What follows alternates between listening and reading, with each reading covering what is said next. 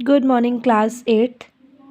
This is the next video of chapter number 8 of civics. That is confronting marginalization, and the topic is protecting the rights of Dalits and Adivasis. तो इस topic में हम क्या पढ़ने वाले हैं कि जो दलित्स हैं, जो नीची जात के जैसे जो पर्सन्स होते हैं, जो SC STs हैं और जो आदिवासीज़ हैं, उनके राइट्स को किस तरीके से प्रोटेक्ट गवर्नमेंट के थ्रू किया गया है. So let's start reading.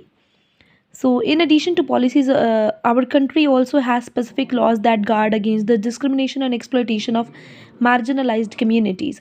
तो यहाँ पर क्या बताया गया कि देखो हमारी जो कंट्री है, कंट्री में बहुत सारी पॉलिसीज़ वगैरह बनाई गई हैं, बहुत सारे स्पेसिफिक लॉज वगैरह बनाए गए हैं ताकि हमारे देश में डिस्क्रिमिनेशन को रोका जा सके. डिस्क्रिमिनेशन होता है भेदभाव, पार्शलिटी करना कि ऊंची जात से बहुत अच्छा बिहेव करना और जो नीची जात के हैं उनसे बहुत ही बेकार तरीके से बिहेव करना.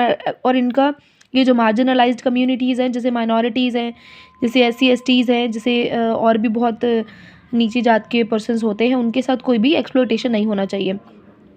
तो इसके यहाँ पर ये पैराग्राफ में आपको एक रियल केस जो है वो गिवन है.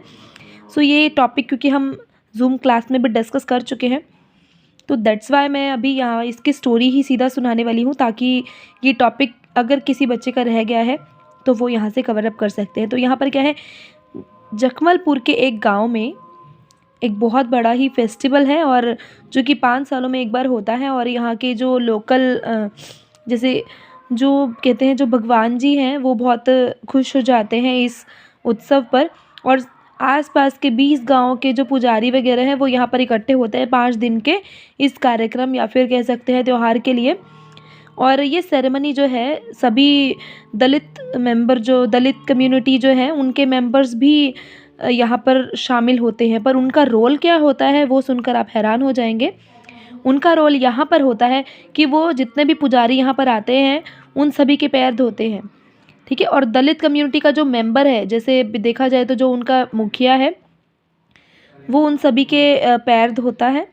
और मतलब उसकी फैमिली के सारे पर्सन्स जो है उन पुजारियों के पैर धोएंगे और फिर जो पानी होगा उससे वो मतलब उसी पानी से वो नहाएंगे, ठीक है ना. तो इन जखमलपुर क्या था, ये जो पर्सन्स जो अब इस बार जिनको ये मौका दिया जाना था वो था रत्नाम की फैमिली. तो रत्नाम के पिता और जो दादाजी हैं उन्होंने ये काम किया उसके सामने, और रत्नाम उस वक्त कुछ भी नहीं कर पाया. लेकिन ये भी बात है कि दलित्स जो है उन्हें मंदिर के अंदर जाने की भी आज्ञा नहीं है, वो मंदिर के अंदर भी नहीं जा सकते, लेकिन ये काम उनसे करवाया जा रहा है, ठीक है ना. तो ये रिचुअल माने या फिर अंधविश्वास माने, इस अंधविश्वास को सभी गांवों के सामने उन्हें करना पड़ता है इस स्पेशल ओकेजन पर, क्योंकि इसको बहुत अच्छा शगुन टाइप माना जाता है, ठीक है ना. अब रत्नाम की टर्न आती है. रत्नाम जो है वो 20 ईयर्स का है, वो इंजीनियरिंग कॉलेज में पढ़ रहा है पास के ही. और अब जब इतना पढ़ा लिखा है, वो इतना काबिल है, तो उसे ये सब करने की क्या ज़रूरत है.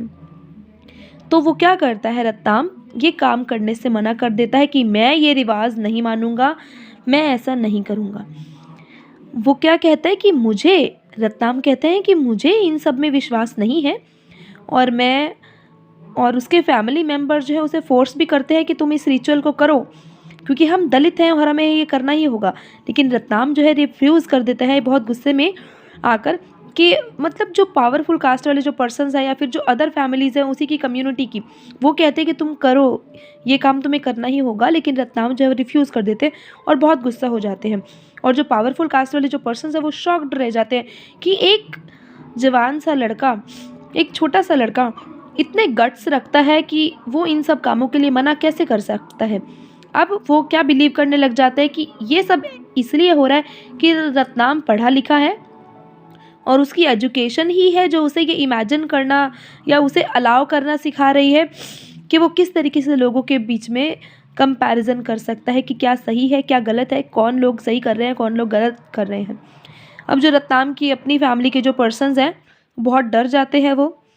और क्योंकि देखो ना, डरने वाली यहाँ पर बात ये हो जाती है कि दलित्स को काम कौन देगा. फिर ये जो दलित है ये उनके खेतों में काम करते हैं as a daily wage labourers. तो अगर आज उन्हें अगर आज वो उनका कहना नहीं मानते हैं पावरफुल कास्ट का, तो फिर कल को पावरफुल कास्ट वाले पर्सन इनको काम नहीं देंगे, इनको काम के लिए नहीं बुलाएंगे, तो फिर ये जिएंगे कैसे, अपना ये रोजी रोटी कैसे कमाएंगे। तो अब यहाँ पर क्या है कि ये they also declare that the wrath of local deity would strike them, कि भाई भगवान जी जैसे उनसे नाराज़ हो जाएंगे अगर आप ये काम करने से मना कर रहे तो। और रत्नाम जो है आर्ग्यू करता है कि कोई भी एक भी दलित को आप टेंपल के अंदर जाने की तो आज्ञा देते नहीं है, तो फिर यहाँ हमारे भगवान का मतलब यहाँ इस चीज़ से क्या लेना देना कि भगवान जी हम पे नाराज़ होते हैं या नहीं।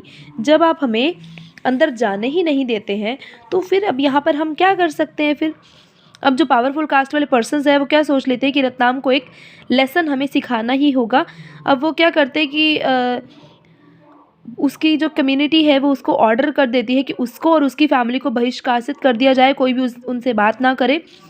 और एक रात को कई कुछ आदमी जो है, कुछ मेन जो है विलेज में घुस आते हैं और उसकी जो झोपड़ी है उसको आग लगा देते हैं। अब वो जैसे तैसे वहाँ से अपनी मम्मी को लेके, अपनी मदर को लेकर भाग जाता है और रत्नाम जो है एक केस फाइल करने के लिए पुलिस स्टेशन चला जाता है under schedule caste and schedule tribes act 1989। और बाकी की जो दलित फैमिलीज़ हैं वो यहाँ पर अभी भी उसको सपोर्ट नहीं करने के लिए आती, क्योंकि वो डरती हैं कि यही सेम चीज़ उनके साथ भी हो सकती है अगर वो उनसे बात करते हैं तो जो केस है वो उठाया जाता है लोकल मीडिया के द्वारा, और बहुत सारे जर्नलिस्ट वगैरह और उस गांव को देखने भी जाते हैं। वो रत्नाम जो है उसका नाम जो है बहुत सुर्खियों में आ जाता है एज अ दलित एक्शन के रूप में, और जो रिचुअल है उसको बंद कर दिया जाता है। लेकिन फिर भी रत्नाम की फैमिली को फिर से वो इज़्ज़त वगैरह वापस नहीं मिलती है और उन्हें गांव से दूर रखा जाता है और कोई भी पर्सन उनसे अभी भी बात नहीं करता है।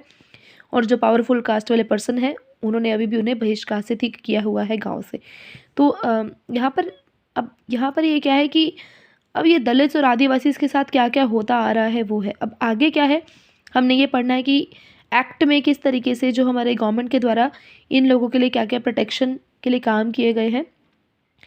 ठीक है, और एक यहाँ पर एक क्वेश्चन है ये वाला, that is question number 4। Why do you think the Dalit families were afraid of angering the powerful caste? तो यहाँ पर आप ये आंसर आप यहाँ से ही सर्च करके लिख सकता है, कोई भी दिक्कत नहीं है यहाँ पर, ठीक है ना। यस।